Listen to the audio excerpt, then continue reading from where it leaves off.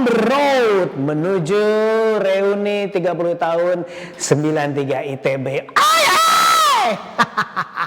Di hari yang berbahagia ini kita akan mewawancara, akan ngobrol dengan seseorang yang sangat spektakuler, yaitu Mr. Nur Faiz. Dia dari Geologi Angkatan 93. Kumaha Kang? Andi. Sehat terus nih terlihatnya ya. Alhamdulillah, petani juga manusia, bukan hanya rocker. Tapi kelihatan kalau sering bercocok tanam, bertani itu mukanya tuh kenceng gitu ya, nggak usah pakai botox. ini mah ngawasin petani. Petani ya. Tapi ini sebenarnya menarik sih, dari geologi emang ke pertanian ya? Ya, betul.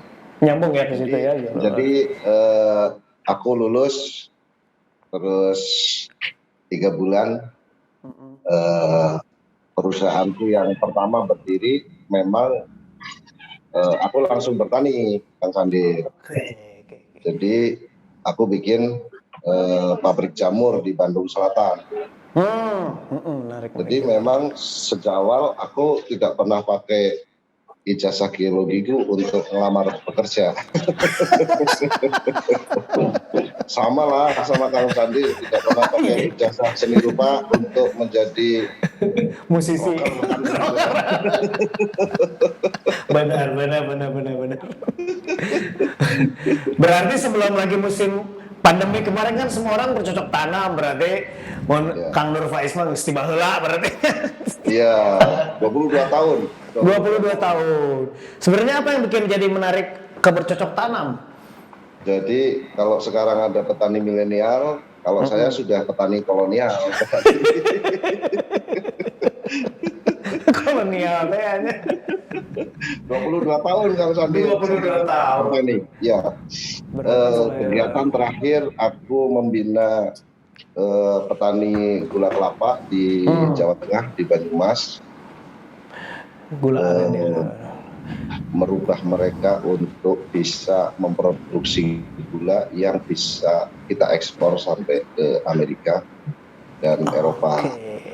Nah, petani-petani itu yang ada di puncak gunung itu mungkin tahun 2010, tahun 2015 itu mungkin nggak pernah terbayangkan kalau hasil produksinya itu dinikmati oleh Eropa dan Amerika. Aku bina mereka mungkin lebih dari setahun ya. Kemudian sampai kita mendapatkan sertifikasi organik standar Uni Eropa dan Amerika. Terus kita ekspor ke sana. Wih, mantap. Nah, kalau petani milenial sekarang tuh sudah bisa ikut ekspor juga sama Agro Jabar ini, atau mereka mesti petani milenial ini kan banyak ya. Jadi kan tidak semua orang juga punya mentalitas menjadi agropreneur kalau istilah saya. Betul. Masih ada yang ikut-ikutannya. Jadi memang punya mindset untuk menjadi pengusaha tapi di sektor agro. Tidak semua orang memang bisa melewati ujian-ujian lah. Jadi pengusaha kan pasti ada ujiannya. Ya, betul. Ada beberapa yang bagus, Kang Sanil ya. Bagus artinya cara mereka melakukan atau mereka penetrasi ke dunia pertanian itu mereka menggunakan riset market, riset produk, gitu. Kemudian mereka masuk positioning di situ. Kemudian sampai mereka memahami betul pohon industrinya di situ seperti apa. Sampai mereka bisa menggerakkan bersama masyarakat untuk memproduksi. Jadi mereka fokus di manajemen on farm sampai dia bisa melakukan ekspor. Beberapa bahkan melakukan produksi ya semacam hilirisasi lah produksi pertanian. Jadi sebenarnya menarik itu generasi milenial. Cara berpikirnya juga berbeda sama kita ya, yang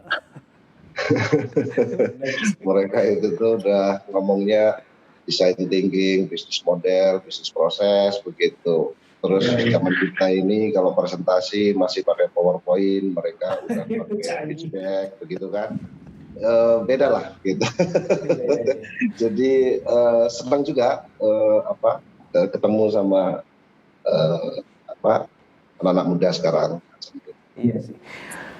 Kalau saya sih melihatnya kalau ya apa yang fenomena yang kemarin-kemarin kan memang jadi banyak yang senang bertanam gitu kan. Terus ada beberapa juga yang memanfaatkan lahan rumahnya yang kecil, halaman segala macam untuk bertanam gitu kan.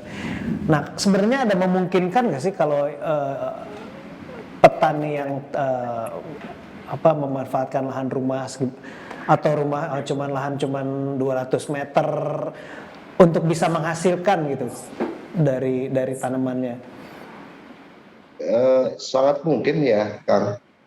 Sangat mungkin. Hari ini kan kita bicara justru beberapa komoditas itu sebenarnya sudah tidak tepat lagi kalau diproduksi secara tradisional seperti yang kita pahami ya. Contohnya di Pengalengan atau di Cikajang, ya pokoknya di Lembang seperti itu. Karena model pertanian itu satu resikonya juga terlalu tinggi. Kemudian hari ini kalau kita bicara wilayah-wilayah itu sebenarnya sudah tricky ya sebenarnya untuk melakukan pertanian hortikultura, karena pertanian hortikultura ini model sayur-sayur, buah-buahan atau high value added pertanian itu mestinya kita konsepnya sudah urban farming sebenarnya dengan teknologi greenhouse, precise farming lah konsepnya begitu. 200 meter persegi itu kalau dikelola serius sebenarnya sudah bisa menjadi kalau untuk anak-anak muda ya, itu sudah bisa dia itu minimal self employment. Daripada dia kerja, dia punya kebebasan di situ untuk mengelola. Oh bisa ya? Dengan lahan 200 meter? Waduh. Beberapa komoditas skala segitu sudah bisa self employment. Oke, berarti tinggal tanamannya mau nanam apa yang itu ya, yang cocok dan yang efisien ya.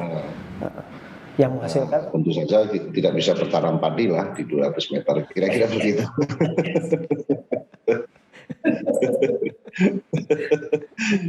Jadi kemarin sempat juga tuh waktu yang awal-awal tuh, wah kita bercocok tanam. Udah biasa ketemu sama teman-teman terus ngobrol, tapi ternyata pas dihitung-hitung kok kayaknya agak sulit nih untuk bikin seperti itu gitu kan. Nah terus tapi mungkin karena kita nggak ketemu sama orang yang tepat aja. Mungkin kalau kita konsultasi sama Kang Nur Faiz mungkin udah dapat solusinya waktu itu kan. Jadi waktu baru awal pandemi kan biasa kan, rek naon gitu kan. Iya, ini biasanya dunia pertanian ini bakal booming kalau lagi krisis begitu kan. Soalnya mikirnya, wah minimal orang bisa ke belakang nih, bisa ngambil buat makan aja dulu lah. Kalau dari tanam kan bisa. Betul. Jadi orang menganggap bahwa petani itu pekerjaan yang mudah, artinya semua orang bisa lakukan. Padahal kalau kita bicara bisnis pertanian, justru bisnis pertanian ini resiko yang paling banyak. Betul. Dari resiko alam gitu kan, gagal panen lah gitu kan, terus kita gagal tanam bahkan gitu. Gagal tanam, gagal panen gitu. Terus banyak juga yang nanam siapa, yang manen siapa begitu kan. Sampai ke market, jadi dari ujung hulu sampai ujung hilir ini banyak sekali tantangan. tantangannya di banyak ya. sektor agro ini. Kalau saya lihat juga mental juga memang mesti harus siap tuh untuk di situ. Ya, hari ini ada ruang kosong yang cukup bagus sebenarnya, dan itu soal strategis juga, bukan hanya kita bicara sebagai pelaku ya, tetapi juga sebagai sebuah negara. Hari ini ada ruang kosong yang mungkin dalam 5 tahun ke depan itu akan ada shifting di dunia pertanian yang luar biasa. Kenapa terjadi shifting? Yang pertama sumber daya manusia. Kalau kita ke kampung-kampung, atau kalau saya pulang kampung, itu sumber daya pertanian di desa-desa itu sudah orang-orang tua semua kan. Iya betul.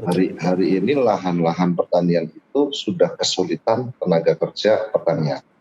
Iya. Anak-anaknya pada pengen jadi YouTuber soalnya itu. Iya, jadi anak mudanya lebih senang jadi rocker dan YouTuber. Kau orang deui.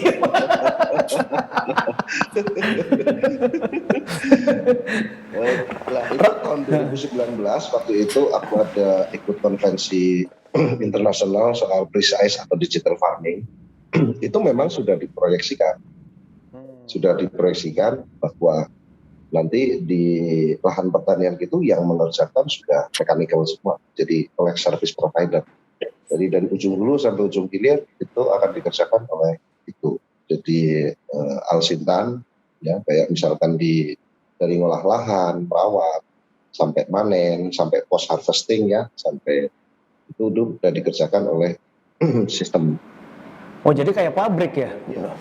Kontrol kita itu udah rata-rata udah menggunakan IoT, kemudian beberapa juga memanfaatkan teknologi drone untuk pengawasan segala macam. Hari ini kami juga sudah memulai itu, Kang Candil, di Kerawang ya. Di Kerawang ini ada sekitar 90.000 hektar lahan padi. Itu hari ini hanya bisa panen 2 kali dalam setahun.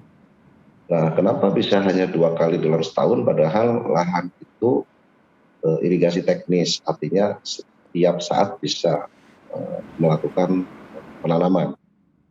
Karena tenaga kerjanya udah nggak ada. Jadi tenaga kerjanya mengandalkan dari luar. Jadi kalau dari kabupaten lain sudah selesai, baru bisa mengerjakan di situ. Salah satu shifting besar itu nanti ada di situ. Jadi ada ruang kosong yang mungkin dalam 5 tahun ke depan itu anak-anak muda yang pintar-pintar, yang canggih-canggih ini akan mengganti peran petani orde lama ya, begitu ya. Dengan teknologi, dengan mindset, dengan cara yang jauh lebih baik. Iya. Sekarang teknologi AI juga udah luar biasa banget. Kemudian yang kedua, hari ini ada shifting yang juga cukup luar biasa ya di pertanian itu, ruang kosong ini. Jadi hari ini perusahaan-perusahaan global seperti Winmar itu sudah sangat serius masuk ke komoditas kita. Jadi masuk mulai dari membeli gabah dari para petani-petani itu dengan harga yang selalu lebih mahal dari harga yang ditetapkan. Jadi mungkin ini ada proses shifting ini, mungkin ya mudah-mudahan mulus ya, tapi pasti ada soal-soal karena setiap perubahan pasti ada ekses ya, ekses sekecil apapun pasti ada. Tapi poinnya adalah bahwa dalam proses shifting ini itu pangan yang tadinya mengikuti rejim politis mungkin akan shifting atau akan berubah menjadi rejim trade. Jadi akan dikontrol oleh pasar. Hari ini pemerintah menetapkan HET gabah kering petani GKP itu di angka 4.550 kalau nggak salah. Di lapangan nggak terjadi kan. Ya, lebih murah lagi biasanya. Iya, di lapangan di atas 5.000. Artinya kebijakan negara menetapkan itu juga tidak efektif di lapangan. Yaitu realnya seperti itu. Jadi ada dua hal besar. Berarti memang revolusi sistemnya juga harus yang diituin ya, yang tapi tong serius-serius ini kan. Hanya jadi mikir gitu. Jadi mikir gitu. Jadi ya, mikir hari ini aku di Agro Jabar. Aku belum lama ini, Kang Sandil, baru 3 bulan diberi amanah untuk mengelola Agro Jabar, BUMD pangan. Nah, ada beberapa sih yang kita bangun dari sejak saya masuk. Itu visi di Agro Jabar ini memang banyak apa yang kita coba kita coba arahkan sesuai dengan tadi yang bakal akan ada shifting besar di situ. Jadi kita kebetulan mendapat mandat juga untuk pusat distribusi provinsi. Nah, dari mandat itu kita kembangkan satu model namanya Food Ecosystem Financing. Food Ecosystem Financing ini bagaimana sistem pembiayaan berbasis ekosistem bisnis di hulu tadi, seperti para petani di on farm ya, artinya di kebun-kebun kita, di sawah-sawah kita, yang itu terintegrasi dengan sistem storage system kita. Kemudian dari situ langsung distribusi kepada masyarakat melalui pengecer juga secara terintegrasi juga. Itu satu. Kemudian yang kedua, kita juga di samping food ecosystem financing tadi, kita juga sedang mengembangkan model collective farming. Jadi dalam satu hamparan lahan, kita lagi exercise juga ini, Kang Sandil, 10.000 hektar di Kerawang, kita coba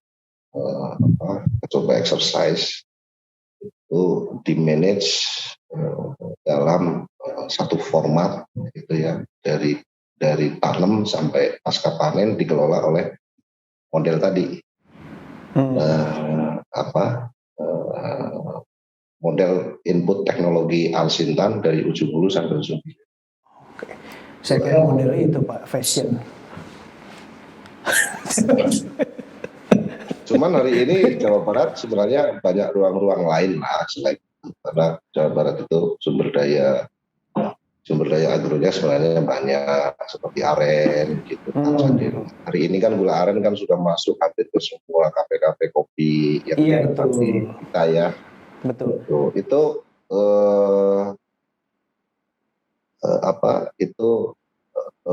itu tidak ada dalam lingkungan yang tadi kita bahas itu. Kebetulan saya juga bikin kopi. Saya juga kan bikin kopi gula aren. Nah, kemarin memang gula aren tuh jadi concern juga karena cari yang enak kan. Oh, buatan dia beda, buatan ini gitu. Ya, tapi cuman kadang-kadang terkendala begitu kita mau pesan rada banyak teh. Wah, banyak can deui hujan naon gitu. Nah itu wah kumaha tuh. Gulana habis teh. Ke supermarket deui cuma mahal deui. Jadi penutup deui HPP-na ieu. Gitu. Jadi memang hari ini itu juga sudah masuk industrial itu, Kang Sandil. Jadi kami juga coba masuk ke sentra-sentra gula aren ya, kayak di Cianjur Selatan, di Sukabumi Selatan, kemudian Garut Selatan sampai Tasik Selatan. Rata-rata memang di daerah selatan. Kalau di daerah utara ini mungkin ya masih ada di sekitar Sumbar, tapi tidak terlalu banyak. Kemarin saya ngambil dari Cianjur sih, gula semut ya. Iya, gula semutnya. Gitu. Berarti nanti mah infonya bisa cari sama Kang Nurfaiz aja ini, saya nyari gula aren ke mana. Lu stok na ready. Insya Allah ada lah. Kita lagi Siap, coba siap. untuk hari ini kita coba ya masih sekitar ratusan ton Iya. per bulan ya. Jadi belum besar sekali. Ya bisa lah masuk. Nggak sampai 1 ton juga sih saya. Cuma baru 2 karung aja udah empot-empotan saya. Kadang ayah kadang uwur. Gitu. Kemudian ada beberapa memang maksudnya niche market ya, maksudnya niche market. Jadi kita disebutnya artisan begitu ya, artisan di dalam food ya, di dalam food itu masuk kategori artisan, seniman pangan lah gitu. Itu lebih ke kayak apa itu jadinya? Jadi banyak memang karena kekayaan alam kita itu besar, itu memang nenek moyang kita itu memang sudah punya banyak alternatif makanannya. Alternatif makanan yang basisnya memang dari biodiversity, artinya kekayaan alam kita memang, dan itu unik. Ada beberapa teman-teman yang memang fokusnya itu justru mengembangkan yang artisan-artisan itu, kemudian bisa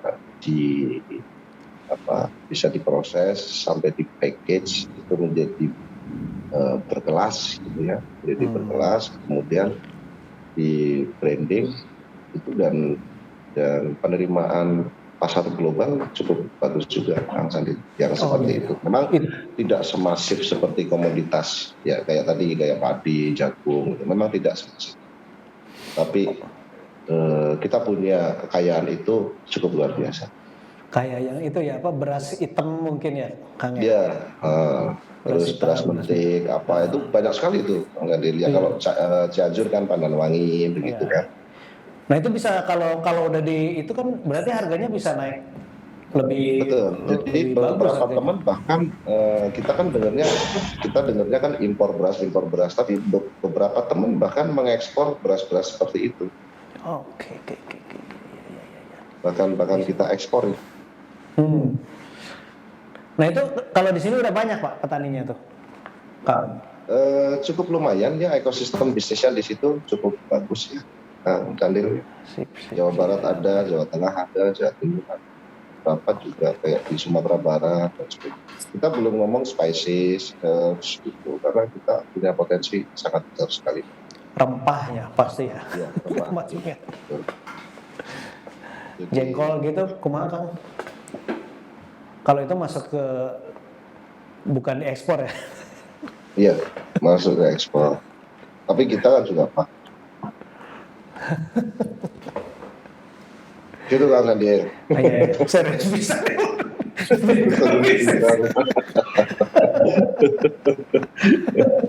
Istrinya orang ITB juga atau? Oh bukan. Bukan. Dari Unpad ya? Dari Semarang. Oh dari Semarang. Tapi ketemunya di Bandung. Oh ketemu di Bandung. Iya. Oke. Dia kebetulan lulus terus kerja di Bandung terus ketemu. Paling sering kalau makan di mana? Di kantin mana seringnya? Kalau saya mah ke kantin Borju yang di tengah itu. Kantin Borju mah cuma ngeceng doang. Kalau makannya mah diharapin Salman. Yang masuk harganya di situ doang. Harus kantin Salman. Ke BIP aja dulu bisa dihitung dengan jari gitu. BIP. Ya dulu kan cuma ada BIP kali ya. Ya BIP, kalau nggak kalau lagi ada agak banyak duit ke GLL biasanya. Kira-kira terkenang di tempat paling terkenang di kampus itu apa tuh biasanya? Tempat selain ruang himpunan ya. Asal ruang himpunan wae. Yang seru ya. Iya. Kalau anak Kiai yang seru itu berantem antar himpunan.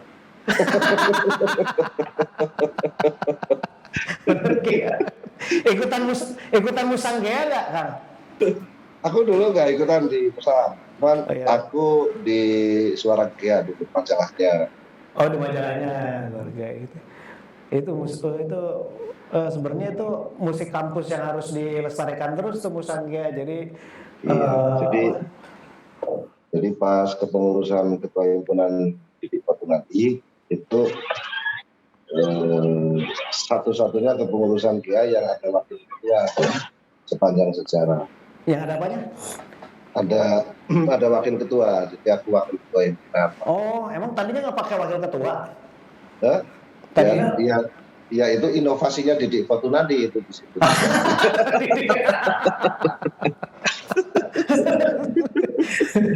Nggak mau pusing sendiri itu mah berarti bisa-bisa ini aja. Dulu gondrong juga nggak kayak dik-dik? Enggak, ya. Ya gondrongnya gondrong nanggung. Geng jamur ya, gondrong jamur saya. Gondrong nanggung. Makanya langsung itu ya bercocok tanam jamur ya. Teringat potongan rambut jamur teh. Potongan rambut jamur. Jadi anak GIA itu kan mainnya nggak jauh. Mau ke arsitek pasti kalah sama anak sipil kan begitu. Ngelihat Raja udah males ya. Kita dulu 2:1 Kang, satu kelas tuh cewek sama cowok 2:1. Oh iya ya. Iya, dua cewek untuk satu kelas. Iya sih, dua cewek untuk satu kelas. Yang paling banyak itu biologi. Paling banyak itu biologi. Mesin ya paling miskin kayaknya ya. Mesin juga Cara cewek. Ceweknya cewek tomboy pasti di sini mesin. iya, ya yang paling ini kalau anak GIA ya cuma berantem aja lah. Berantem aja ya. di situ hiburannya ya. Kalau di Papua mah perang antar suku ya itu hiburannya untuk ditonton. Tapi emang seru tuh waktu trap sama trap nonton itu berantem. Tapi aku sampai hari ini masih ingat tendangan anak sipil ke perut saya itu. Siapa itu lagi? Gitu. Ada satu tendangan ke perut saya itu tuh serius bener itu tendangannya.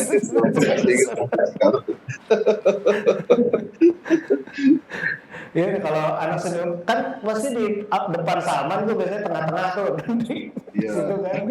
Kalau kita nonton bibir gesernya Tapi zaman dulu pernah tuh sama seni rupa perasaan ya sekali Miki paling depan tuh. Nah, kalau gue lihat itu Miki lompat ke dalam truk pokoknya. Truk kayak apa sih? Badan gede tinggi begitu kan si Miki kan. Parah. Miki sama-sama kan bikin. Sama-sama ya. Sama Didi juga sama. Di itu kan di Alit ya, di Jaya di Jabidi, di Sangkuriang ya. Di Bumi Ganesha. Bumi Ganesha yang di mana di situ lama. Oh ya di situ lama ya. Pernah tuh gua ke situ apa? Ya Alit di situ juga. Ya Alit bikin tugas dulu di situ sama Ganesha. Ya seru. Terus sempat pindah ke Dago Pakar sama mereka ya. Di situ juga. Mungkin ya pas akhir-akhir kali ya. Akhir ya udah mulai pada itu.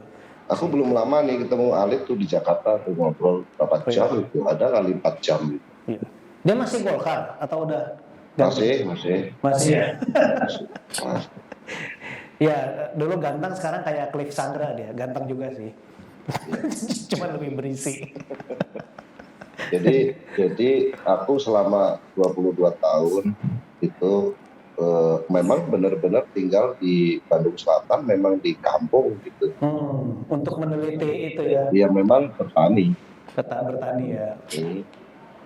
Nah, terus tiba-tiba sekarang saya di Agro Jabar, tengah kota, ya awal-awal makin kampung juga. Ya bukan agak kagok banget. susah. Ujuk-ujuk masuk kota gitu ya. Iya, ya Kabayan sama kota lah kira-kira. Iya.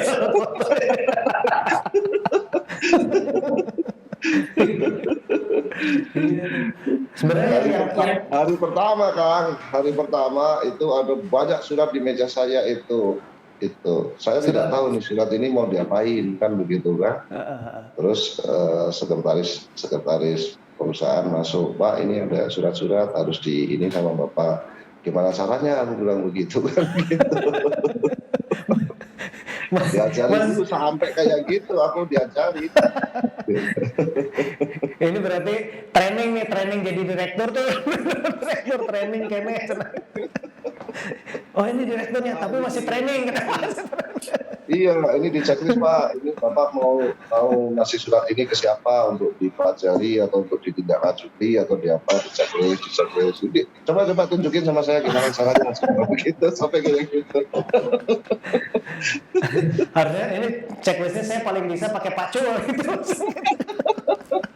Checklistnya pakai pacul. Oh berarti aslinya ya, berarti sampai kota tuh juga orang Luwung gitu ya. Nah, iya, memang benar itu. Jadi hari ini pakai batik itu ya karena di kantor aja ini. biasanya dibuka baju atas saya. Biasa mah kaos aja biasa kemana-mana. Nah kalau makan siang masih ada yang nganterin rantang nggak Pak? Rantang sama teko, isi teh panas. Itu mah di sawah itu mah di itu. Bikin di situ juga begitu. Jadi suasananya tetap seperti di sawah. Seperti di sawah gitu. Iya. Iya. Nah paling tadi sebenarnya bisa nggak sih kayak 93 pasti banyak nih yang punya tanah anggur banyak. Banyak memang ada banyak. Ya, kalau data ya kan ya. Kalau data menurut Pemprov itu ada 20.000 hektar lahan terlantar. Data ya. Nah, termasuk kita juga kan,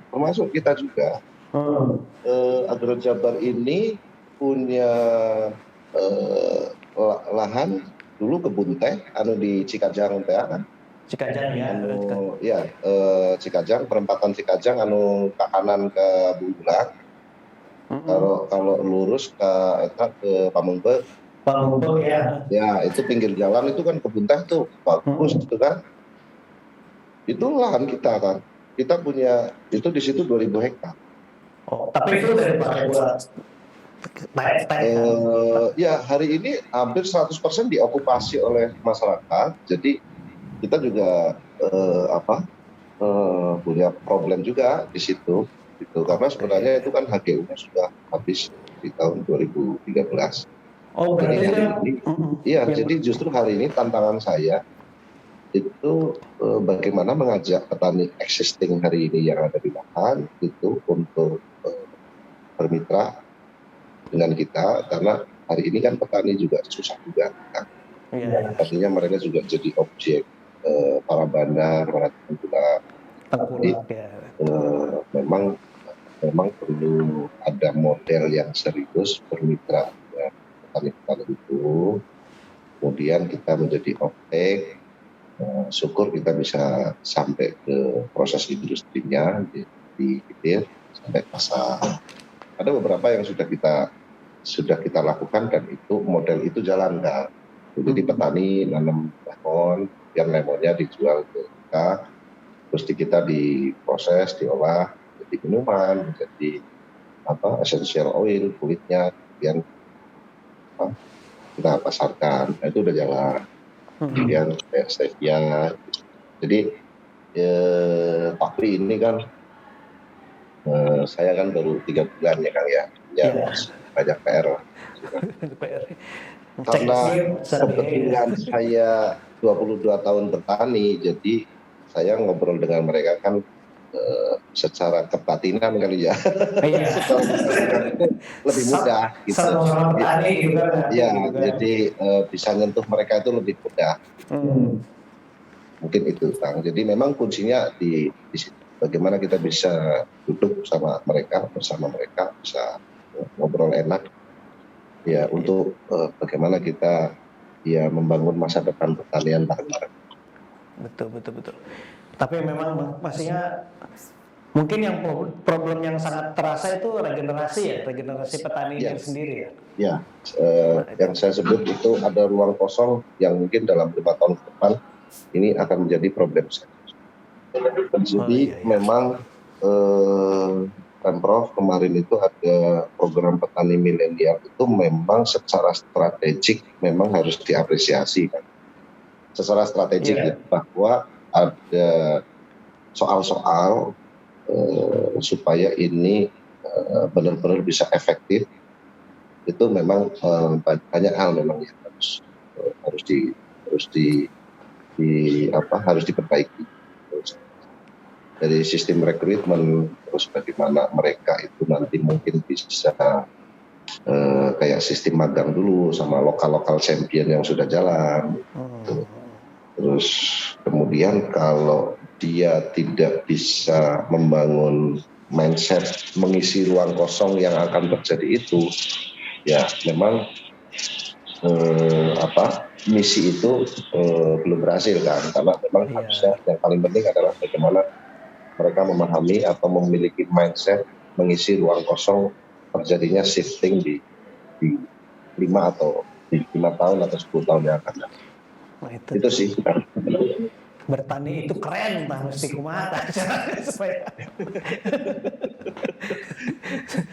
supaya kayaknya kan kalau mungkin ya itu PR-nya ya buat kita supaya yang penerusnya generasi muda itu ya merasakan bahwa ya bertani itu sesuatu yang cool gitu. Aya nama kan kudu eta heula tah. Ya. PR-nya. Aduh, iya sudah lumayan lama ini jatahnya.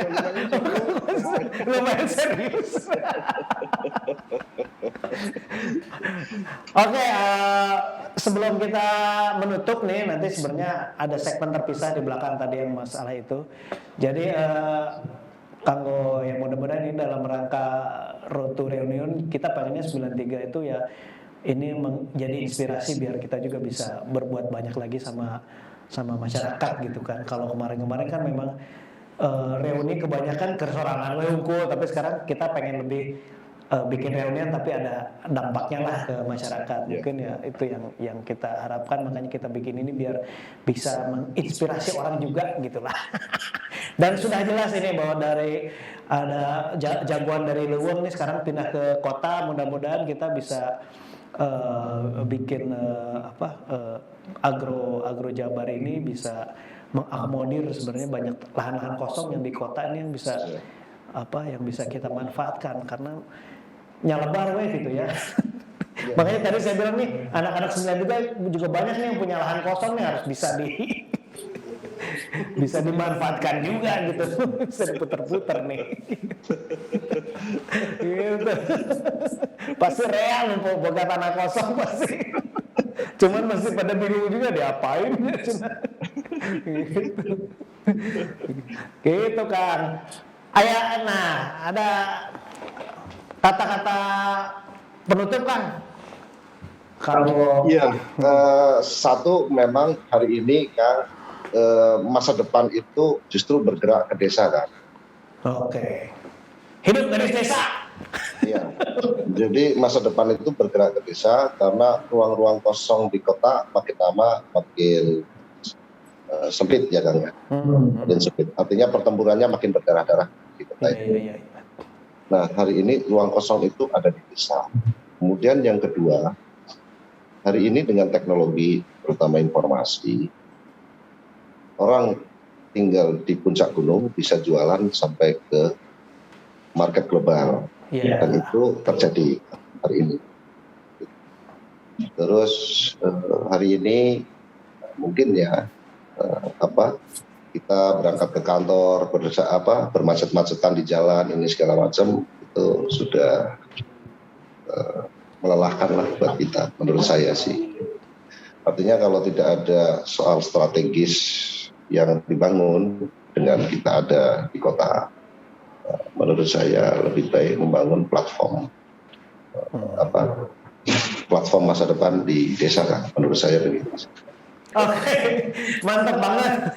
Jadi kalau tagline-nya Pak RK tinggal di desa itu rezeki kota bisnis mendunia itu memang possible.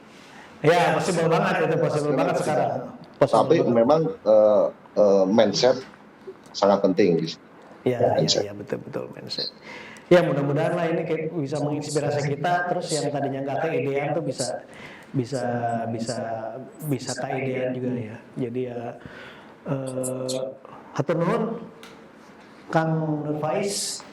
Jadi kita tunggu nanti di acara reuninya, dan mungkin juga tadi saya sih idenya nih banyak punya lahan kosong. Ini dia aku mati kan. Gitu. Oke, hatur nuhun Kang Nur Faiz sekali lagi sudah mau berbincang di sini di acara Ngepot. Road to Reuni. Hatur nuhun. Teman semua, selamat tilu. Siap. Sukses terus Kang. Terima kasih Kang. Hatur nuhun. Yo, sami-sami. Ya. Assalamualaikum. Waalaikumsalam warahmatullahi wabarakatuh. Demikian tadi pembicaraan kita dengan Nur Faiz, Geologi 93. Ternyata dia adalah seorang tukang berantem juga dulunya. Nanti kita akan hadirkan lawannya Miki di sini, kita akan tanya juga. Jadi masih banyak lagi pembicaraan yang akan menarik di ngepot-ngepot berikutnya. Pokoknya stay tune terus, tongkrongin terus, subrek. Gue udah lama gak ngomong itu tuh. Subrek ya, jangan lupa ya. Tetap di Ngepot Online.